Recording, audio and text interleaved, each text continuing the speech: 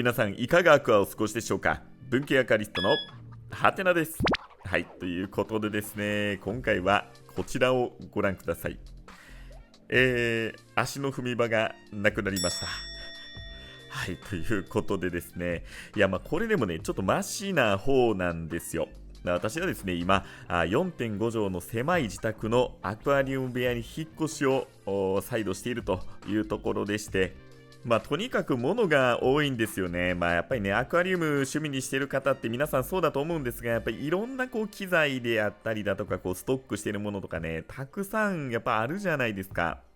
で、おまけに私の場合はですね、この珍奇植物、いわゆるビザールプランツっていうね、例えばアガベであったりだとか、パキポディウムであったりとか、そういうですね、植物もかなり増えてきております。はい。で、先日アンケートを取らせていただきまして、アクアリウムを趣味にしている方に質問です。アクアリウムとともに珍奇植物を育てていますかという内容でお聞きしました。で、そしたらですね、たくさんの方答えていただきましてありがとうございます。育てているという方が 28%、育てていないという方が 31%、育てていないが興味はあるっていう方が 30%、興味がないっていう方が 12% ということになりました。ちょっとアンケートの取り方これ間違えたかなと思ったんですが、とりあえずですね、育てていたりとか興味があるっていう方がだいたい 60% ぐらいの方いらっしゃるんですよね。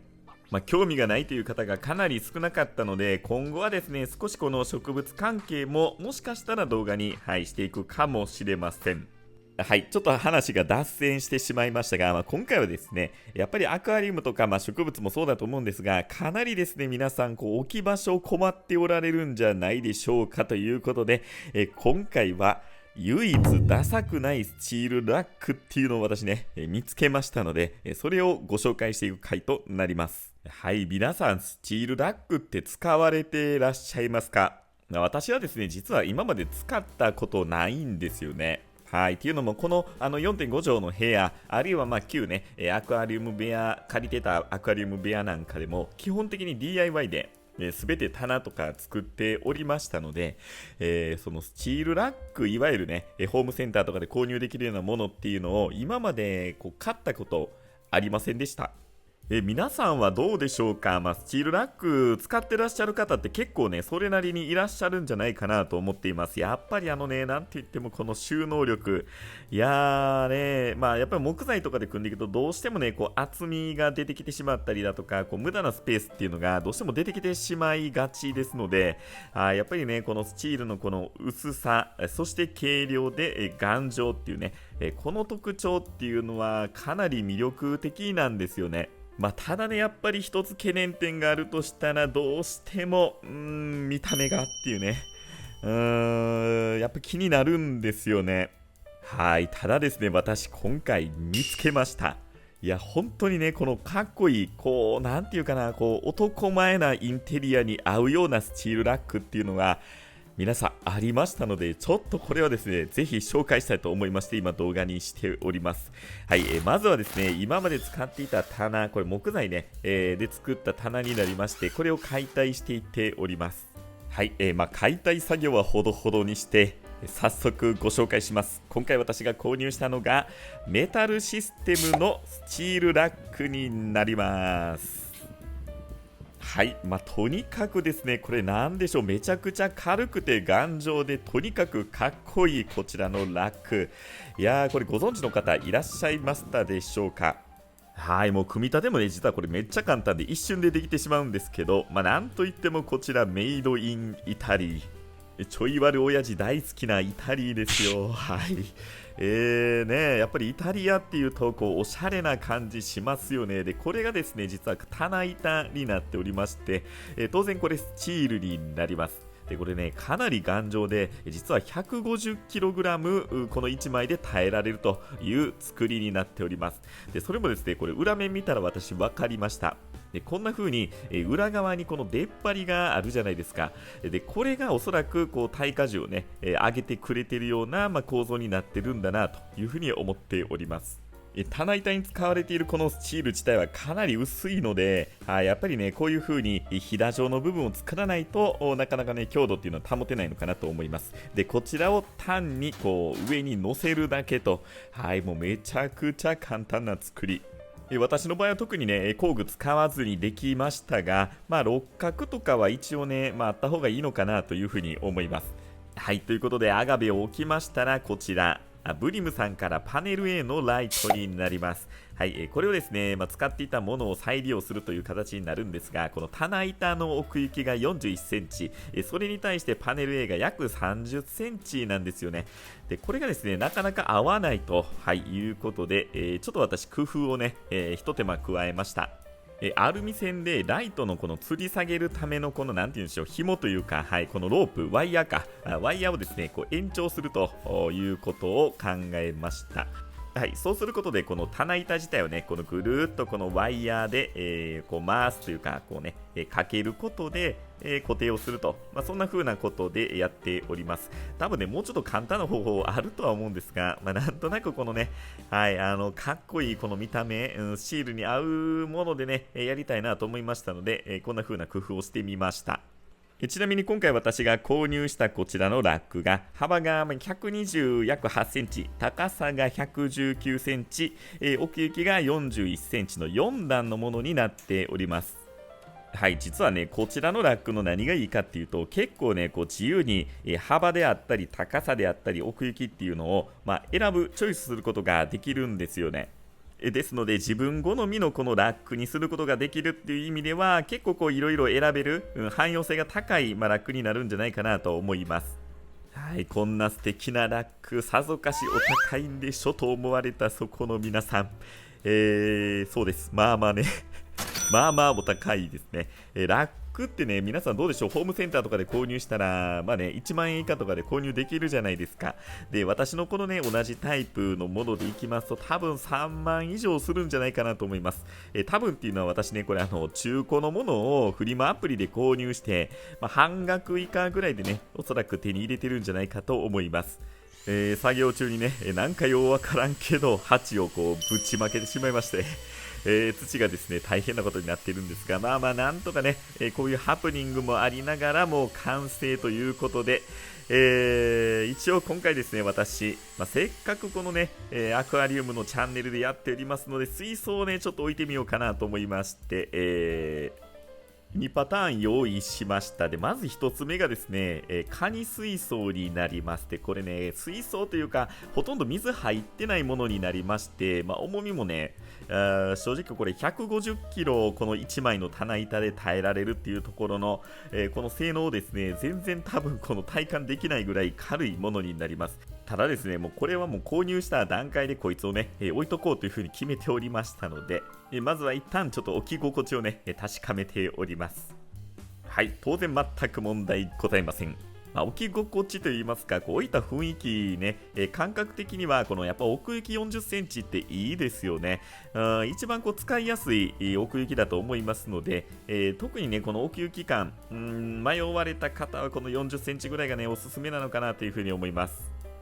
この水槽自体の奥行きが多分10センチぐらいしかないかなっていうふうには思いますが、はい、こんな風にですね、全然問題ないですね。っていうかめちゃくちゃ汚いですね。すいません。全然ね、ちょっと掃除をしておりませんでしたので、かなり汚いカニ水槽となってるんですが、一旦ですね、この場所に、はい、設置してみました。ちょっとカニね、かなり臆病で、あんまり出てこないんですけど、多分ね、5匹、5、6匹ぐらいね、はい、小ガニ、小ガニって言ってもそこそここれ大きくなってきてるんですが、それぐらいのね、数がいてるはずです。はい、ちなみにスチールって水大丈夫っていう風に思われる方いらっしゃると思うんですが、これ実はですね、亜鉛メッキ処理っていうのが行われておりまして、特殊コーティングが、はい、施されております。ですので、耐食性であったり耐久性にすごくね、優れておりまして、錆に強いという特徴がありますのでね、水回りとかにもこの最適なこちらのスチールラック、いや、非常にかっこいい。こんなん言いながらね、私何にもこれもらっておりませんので、ただただね、中古フリマアプリで、はい、購入したものをご紹介しているだけですので、はい。はい、では全体像を見てみましょう。はい、こんな形でですね、はい、もうシールのこのむき出し感、いやー、とにかく男前ですよね。はい、なんかこう男前インテリアみたいなね、そういうジャンルってあるじゃないですか。これやっぱりこう男の趣味の部屋っていうのに非常にこれ合いますよね。やっぱりこの武骨感がね、本当にこれいいですよね。この後ろのエキスパンドメタルともね、こうすごくこう合ってるような、感じがして、いやー、めっちゃ気に入ってます。再度言いますが、私は何にももらっていません。はい。これね、4列ぐらい、これプレステラ90とか、いや、105やったかな。はい、4つぐらいね、一応こう、奥行き、置くことができます。いや、かなりです。やっぱり40センチあるといいですよね。はい。で、これね、スチールラックとしてね、基本的に使うようなものだと思うんですが、テレビボードみたいなものもあったりだとか、もう基本的にね、見た目一緒なんですよ。ただこの高さをね、いろいろこう変えたりとか、こうチョイスすることで、そういう使い方もできたりすると、いうことです。いや、非常にですね、これやっぱり統一感、揃えるとね、出てきますので、いや、本当におすすめ。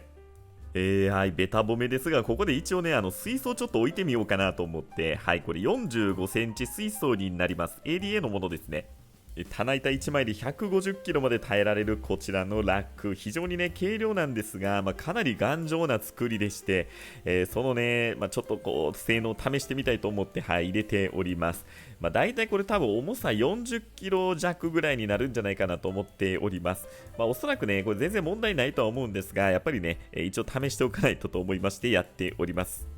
やっぱりスチールラックにね、この水槽を置かれる方ってたまにいらっしゃると思うんですが、あんまりね、やっぱりおすすめはしないですよね。どうしてもこの荷重のかかり方とかが、この四隅とかにね、かかってきたりだとか、やっぱりこう、いがみが、生じてしまったりしますので、あんまりおすすめではないんですが、せっかくなんでね、これ皆さん自己責任です。はい。私はね、これどうなってももう構いませんので、ちょっと試しに、注水をしています。ちなみに奥行きこれ40あるところのちょうど真ん中ら辺にね、置いておりますので、一番ね、多分こう過酷なというか、力のかかり方が厳しいところに、置いている感じはします。さあ、ということで注水終わりましたが、何も問題ありませんでした。はい。ただね、これ皆さんあくまで自己責任です。私がこれね、私の環境からやってみて、全然問題ないっていうふうには感じているんですが、これ多分60センチ水槽ぐらいやったら、置けるんちゃうかなっていうふうに思うんですけど、この辺はですね、皆さん、あんまりおすすめではありませんので、くれぐれもね、もしやられる方は自己責任でお願いします。ちなみにこちら、私実はこのバルコニーにも置いております。っていうかね、もともとはこっちに先に置いてました。これ奥行きが40の、で幅が多分90センチぐらいですかね。90ちょいぐらいの、ものになりまして、これね、置く前に全然家族、妻に相談せずに置いたんですが、見た瞬間結構ええやんと言ってたので、多分、大丈夫なんだと思います。皆さんは絶対ね、相談してから置くようにしてください。はい、ということで今回は唯一ダサくないスチールラックということでメタルシステムのラックをご紹介してきました。いかがだったでしょうか。いや、非常にこれね、本当にかっこよくて、おすすめの商品ではあります。いや、結構ね、いいお値段しますので、正直ですね、これ対抗性とかもかなりありますので、中古とかでもね、いいものがあれば、おすすめかなっていうふうには思います。工具を使っておりませんので、気軽にですね、これ高さとかも変えることできますし、自分のね、使いやすい感じにカスタマイズするっていうこともできますので、いや、そういう意味ではかなり汎用性もね、高くて、非常にいいラックだなと思います。ちなみに私はですね、専用のキャスターっていうのを、オプションでつけておりまして、これがストッパー機能もね、ついておりますので、非常にね、使い勝手いいですよね。はい、もう本当に増えに増えた植物だったりね、こうアクアリウム関連のこう用品っていうのが本当に私頭悩んでたんですが、いやー、これでですね、かなり収納力高くなってきましたので、いや、またね、増やせるなというふうに思っております。はい。正直ね、普通のメタルラックとしては、かなり金額的には、3倍ぐらいするんちゃうかなっていう気はするんですけど、いや、本当にかっこいいので、いや、ぜひね、皆さんも検討していただいたらと思います。ということで、本日も最後までご視聴ありがとうございました。ぜひこの動画が良ければ、高評価、チャンネル登録をよろしくお願いいたします。それではまた。